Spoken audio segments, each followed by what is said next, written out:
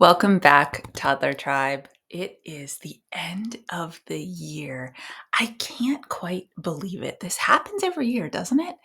Today, I really want to help us do kind of an intentional regrounding into the vision of what 2026 wants to look like, wants to feel like, and the experience you want to have relationally with your kids.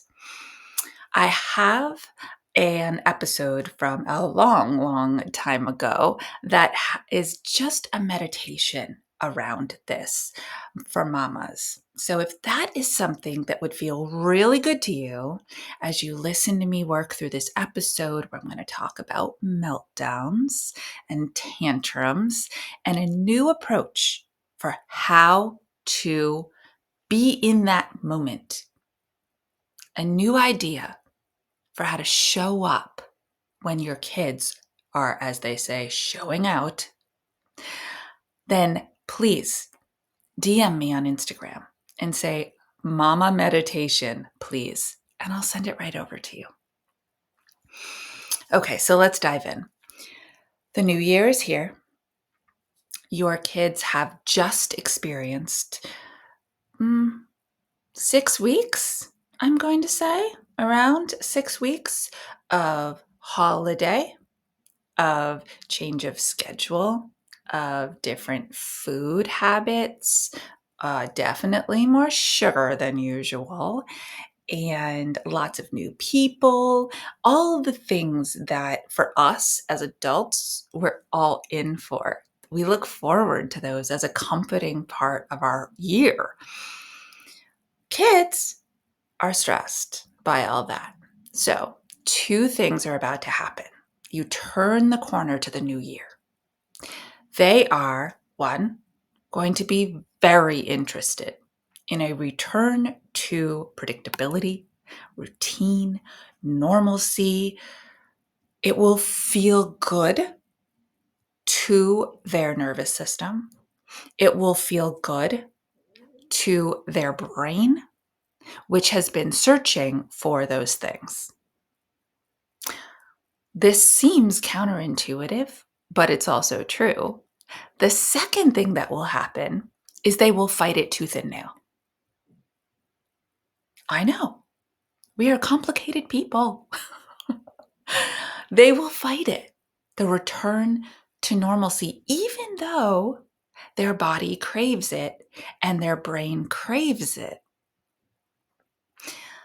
The reason they're going to fight it is that because as humans, we immediately prefer, gravitate towards the thing that is more fun, the thing that is easier, the food that is yummier. And this has been happening for a while now. Okay, with that in mind, I want to tell you the truth. I always do, right? You will have more meltdowns. You will have tantrums as they fight this inner battle. Yes, this is the way life actually feels comfortable, predictable, and good in my body, and I can actually be connected to my humans in ways that feel good to me, versus the quick, the easy, the delicious, the fun. So, how are you going to approach them? That's the big question. If they're going to happen is not a question. They will. How will you show up differently in 2026 when your kiddo loses it? I want to go through a few pieces of information around what meltdowns and tantrums really are for your infants, toddlers, and preschoolers. First of all, they are developmentally appropriate. I know. It seems like it would be the opposite, doesn't it? That the development and the learning would happen when we are in our cognitive brain, that frontal lobe, that space that allows us to compare, contrast, remember, forecast. Well, actually, that's exactly when we learn. That's exactly when we learn. And the reason I did this a little backwards for you is I want you to see that trying to teach or guide or inform your child about anything in the middle of a meltdown is pointless. There's no learning happening in a meltdown. There is feeling happening. There is expression of emotion, energy in motion coming through their bodies.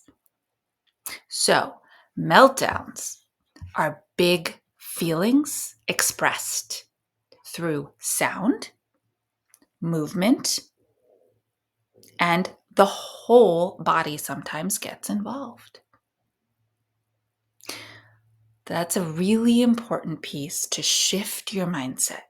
When your child loses it, you say to yourself, this is a developmentally appropriate response to their inability to process their emotion right now. If you only made that shift, how would you show up differently? You probably wouldn't yell.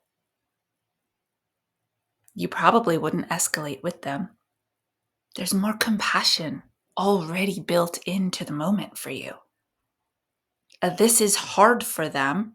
They don't like feeling this way. It's all going to come out though. All right. Now, the second thing I want to make sure that you know is that you can handle this. Think of the meltdown as a mountain.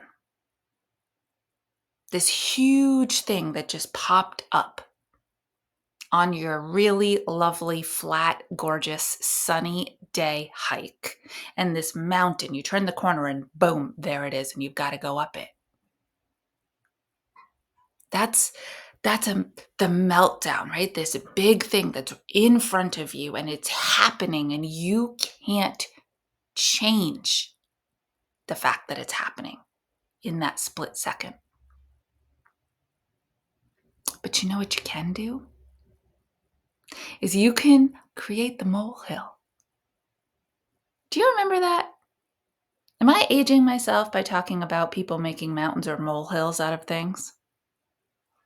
Perhaps. I don't know if people talk that way anymore, but it essentially meant when something came into your world that was stressful, overwhelming, seemed like a really big deal to you, that instead of minimizing it and meeting it with confidence, clarity, and calm, we exacerbate it. We make it bigger than it actually is. We make it louder and scarier and, philosophize around it and do all the things that make this mountain get bigger and bigger. Okay? So you turn the corner, your kiddo is melting down. They're having that tantrum. And you say to yourself, this is a natural part of childhood. This is a developmental response to something that feels big, scary, overwhelming, stressful for them. But I can bring it down. I can minimize this with them. I can handle this moment.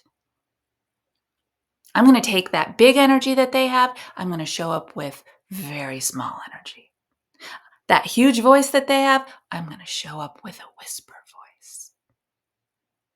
That physical movement that they're flailing all over the place, I am just going to sit perfectly still near them so they know I am a safe place. And when you do that is when the magic happens. They start to come down. The energy moves out of their body. They start to come down. There is no teaching. There is no talking. There is no I told you so's. There is none of what you want them to learn happening in this moment. Now, relationship building is an incredibly big core here in the core 4 parenting world. Every single time you interact with your child, you are building relationship. Those core 4 connectors. That doesn't always mean that we're building relationship in a way that we want to. That yelling, that blaming, that escalating with them that I referenced earlier, that builds your relationship in one direction. But what you want to do is build a relationship where the kids feel, remember, they're all feeling allowed to express how they feel, allowed to share that wherever you are in the world. Now, limits, boundaries, and moving through, yes, you know I believe in all that too. That's where the collaborative parenting comes in. But in this moment, it's not about any of that. It's just about getting them through the meltdown while keeping yourself calm, keeping yourself clicked in. So, a couple more things. When you stay calm, even though they are crazy, they feel seen, they feel understood, and they feel respected. They really do. And I know that's at like a psychological level, that social psychology piece that I love so much, that's hard to access. So don't feel like you have to understand why in this moment. Just know that it's true. Secondly, and lastly, I want to just take this off your chest. Take this all off your shoulders because you are a good parent. Even when they're melting down, you are a good parent even when they're tantruming. Their inability to move big feelings through their body at 1, 2, 3, 4 years old is not, please hear me, is not a reflection of your parenting. And if somebody around you is making you feel that way, then I'm sorry. And I'm here to say over and over and over again, that's just not true. You're here. You listen to shows like this. You read the books. You do the work. You care. You're showing up. You're not just a parent, you're parenting. There's a big difference. So, as you enter 2026, are you ready to show up different for those big moments for your child? And the best part is, every time you do, they do experience it differently, and you will notice less and less and less of them. Okay, so if you would like a copy of some of these tips that I've given you today, use the link in the show notes to download your own PDF. Try that again. Sorry about that. 5 mindful mantras for managing toddler meltdowns. And then you will have it all for yourself. You can print it, you can post it. And actually, it also comes with audio clips of me saying them to you. So if having me in your ear is helpful to induce the calm state that you need, then feel free to grab those as well. I am so excited for 2026. In our next episode, it is our 3-year anniversary here at the Transforming the Toddler Years podcast.